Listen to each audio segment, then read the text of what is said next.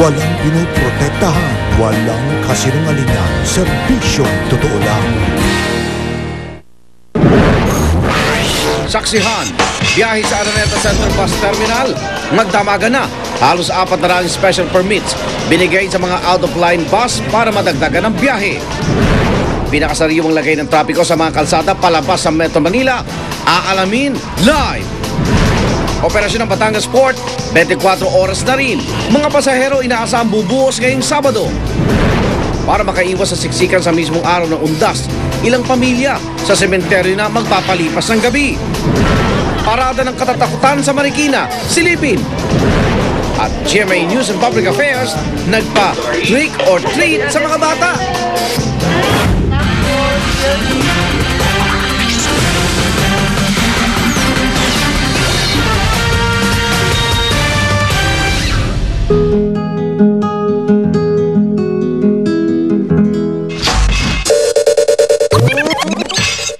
Ay ang live na kuha ng EDSA Kamuning sa pamamagitan ng GMA Traffic System. Ang nasa kanang lane ay yung mga papuntang Makati, habang nasa kaliwang lane naman ang patungo po ng Monumento. Samantala, narito naman ang live na kuha ng Ortigas Avenue sa pamamagitan pa rin ng GMA Traffic System. Ang mga sakyan sa kaliwang lane, yan po yung papuntang San Juan. Yung nasa kanan naman ay mga sakyan na patungong Rizal. Samantala, magdamaga na ang biyahe sa Araneta Center Bus Terminal. Nagbigay na rin ng special permit ang LTFRB sa mga out-of-line bus para madagdagan ang biyahe. Live mula sa Cubao, Quezon City, saksi si JP Soriano. JP. Arnold, bagamat tuloy-tuloy lang ang pagdating ng mga pasahero dito sa terminal, ay bukas pa talaga inaasahan ang pagdating ng mga pasahero dito sa terminal na uuwi sa kanilang probinsya para gunitain ang undas. Mula umaga nitong Biyernes hanggang ngayong hating gabi, aabot na raw sa 8,000 ang mga pasaherong dumating at umalis dito sa pinakamalaking bus terminal sa Metro Manila ayon sa pamunuan ng terminal. Ang ilan sa kanila, dito na raw magpapaumaga habang hinihintay na mapuno ang bus. May payo pa nga sila sa mga bukas pa aalis. Dapat nagpa-reserve na lang sila para hindi makipagsiksikan. Tuloy-tuloy man ang dating ng mga tao rito. Ayon sa pamunuan ng terminal at sa ilang bus operators, kukunti raw talaga ang mismong mga pasahero. Katunayan, ilang bus papuntang Bicol ang hindi na babiyahe ngayong gabi dahil halos walang sumasakay. Mas marami pa raw kasi ang naghahatid kaysa sa yung talagang aalis. Kaya pakiusap ng ilang operator. Wag namang isang barangay ang maghahatid para makita nila dito na maluwang ang terminal lang. Sa kabila nito, naglabas pa rin ang LTFRB ng 300 at 70 special permits sa mga bus operator para makapagpalabas ng dagdag na bus unit. Valid ito mula ngayong Sabado hanggang November 3. Kinamusta naman namin ang mga bus driver na babiyahe ngayong madaling araw. Siguradong hindi aantokin. Hindi naman po, kasi pag kayong kasama nagmamaneho, tulog naman po ang isa. Sa ngayon, wala pang naiulat na problema ang mga pulis dito, maliban sa kaso ng kasambahay na si Johnny Ling na humingi ng tulong sa pulisya. Bigla raw kasi siyang pinaalis ng kanyang amo nang hindi binigay ng buo ang sweldo. At dahil wala siyang pamasahe para umuwi ng probinsya, nakiusap ang mga pulis sa isang bus company na bigyan siya ng libreng biyahe. Nanawagan po ako pag makaalis ako bukas dito sa lubugin po ninyo ako sa terminal ng bus.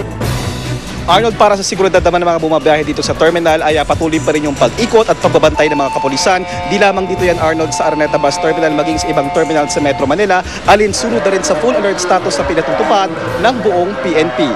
Live mula rito sa Cubao, ako si JP Soriano, ang inyong saksi. Kamustahin naman natin ang lagay ng trapiko sa South Luzon Expressway. Live mula sa SLEX, saksi si Jiggy Manikad. Jiggy. Igan taliwas sa inaasahan ng mga management ng tollways dito sa South Luzon Expressway ay hindi bumigat gaano ang daloy ng trapiko at sa katunayan sa mga oras na ito ay normal na ang daloy ng trapiko. Pero bandang alas 7 kanina bumigat at tinuntun nga ng GMA News kung saan ito nagsisimula. Bandang alas 7 ng gabi nang bumagal ang daloy ng trapiko palabas ng SLEX nang sundan ng GMA News ang kalsada para makita ang pinagmumulan ng pagsisikip. Dito kami napunta sa Barangay Turbina sa Calamba, Laguna. So yung mga bus terminals natin medyo busy ngayon at paglabas nila ng terminals nila nagkakaroon po ng queuing na ng mga vehicles. So yung chain reaction po hanggang dulo po na tatanggap. Bugod pa po yung tumatawid na mga pedestrian, saka po itong mga tricycles. Ngayong gabi ang inaasahang bulto ng mga magsisiuwian sa probinsya. Baka buti na maraming ko eh. Mahirap na. Mga stranded. Dahil baka traffic sa sa susunod pong araw. Kasabay nito, muling nagbabala ang management ng SLEX na mag-ingat sa pagmamaneho. Lalo pat sa nakalipas na mga araw, 3 aksidente na ang kanilang namonitor. Isa na rito ang pagbangga ng sports car na ito. Pati ng truck na ito at ang nag-iisang kotseng ito. Well, number one, make sure na bantayan, tignan niyo yung sasakyan nila na ma-maintain. Number two, habang maluwag ang kalsada, huwag mag-overspeeding. Kung sakali mang magsisikip pa ang daloy ng trapiko sa mga susunod na araw, lalo na sa pagbabalikan naman ng ating mga kababayan dito sa Metro Manila, ay handa naman ang SLEX management sa pagpapatupad ng mga measures upang masigurong hindi magsisikip ang daloy ng trapiko, gaya na lamang ng pagkakaroon ng counterflow, at bukod dyan, meron din sila mga hinandang water truck kung sakaling may mag-overheat o mga masusunog na sasakyan. Wag naman. Live mula dito sa SLEX, ako si Jiggy Manicad, ang inyong saksi. Nananatili naman maluwag ang daloy ng trapiko sa North Luzon Expressway at live mula sa NLEX, saksi si Joseph Morong. Joseph. Yes, Arnold, maluwag pa nga ang daloy ng trapiko dito sa North Luzon Expressway. Kaya yung mga kababayan natin na uuwi sa kanilang mga probinsya para sa undas ay makakaiwas ho kayo na sa trapiko kung ngayon sila babiyahe or bukas ng madaling araw. Ayon kasi sa pamunuan ng NLEX, tanghali pa raw kasi ng Sabado, inaasahan ang karamihan sa mga motorista. Ang pamilyang ito, bitbit na ang mga bata paakyat ng Nueva Ecija. Ngayon na sila bumiyahe para iwas sa inaasahang pagdagsa ng mga motoristang uuwi ng kanilang probinsya para gunitain ang undas sa Lunes. Parang medyo iwas traffic na, baka bukas medyo traffic na eh. Ang ilan naman dumiretso na ng biyahe pagkatapos ng trabaho. Ano, uwi kayo ng undas? Oo. Tayo kayo nagbiyahe. Mas ngayon ngayon lang walang trabaho eh. So kailan ang uwi niyo na yan? Sa Lunes na. Uwi kayo ng undas kaya? Oo. Ano yung pamilya mo? Oo, pamilya. Ba't ngayon kayo nagbiyahe? Para maaga-agang pag-uwi. Ang bus na ito, bagaman puno, hindi pa raw ito ang inaasahang bulto ng mga pasaherong uuwi. Ako hindi pa bumabiyahe, hindi pa ganong marami, kaya wala pang traffic. Kailan nyo inaasahan? Mga madaling araw. Ayon sa pamunuan ng NLEX, sa mga choke points kung saan nila inaasahang magsisikip ang daloy ng trapiko ay sa Balintawak, San Fernando at Dau. Paalaala ng NLEX sa mga babiyahe, lalo na yung may mga kasamang mga bata, siguraduhin may tubig at pagkain sa sasakyan. Sa mga magmamaneho, sumunod sa speed limit at huwag mag-text at tumawag habang nagbabiyahe para iwas disgrasya. May mga emergency bay naman daw kung kailangan talagang gamitin ng cellphone. Siguraduhin po natin na yung ating pong seatbelt ay lagi pong nakakabit pag tayo po ay nagmamaneho. Gayon din po yung mga bata ay iwasan po natin na nasa unahan. Kung maaari po ay nasa backseat po sila. At iwasan po natin i-lock po yung mga sasakyan para hindi po mabuksan ng mga bata yung mga pintuan ng mga sasakyan natin.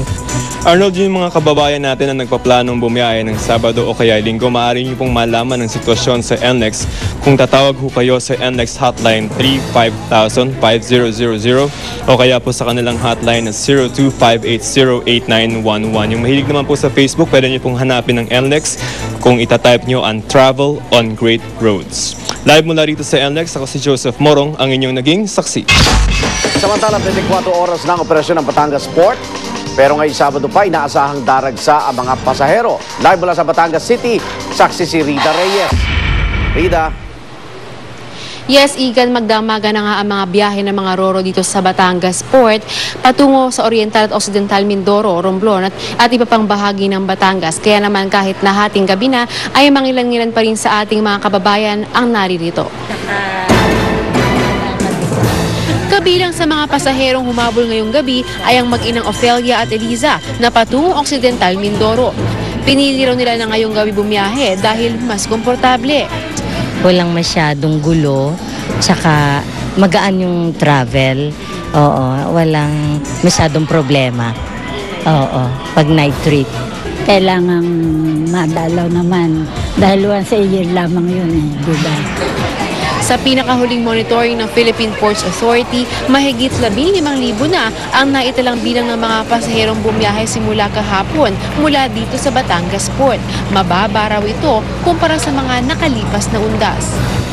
Maging mga ticketing office dito, aminadong mas kokonti raw ang mga bumili ng tiket ngayong taon. Gayunman, nananatiling mahigpit ang seguridad sa paligid ng pantalan para matiyak ang kaligtasan ng mga bibiyahe. Buong maghapon din kalat-kalat na pag-ulan ang naranasan dito. Pero dahil wala pang abiso mula sa pag-asa ng sama ng panahon, tuloy-tuloy pa rin ang biyahe ng mga roro.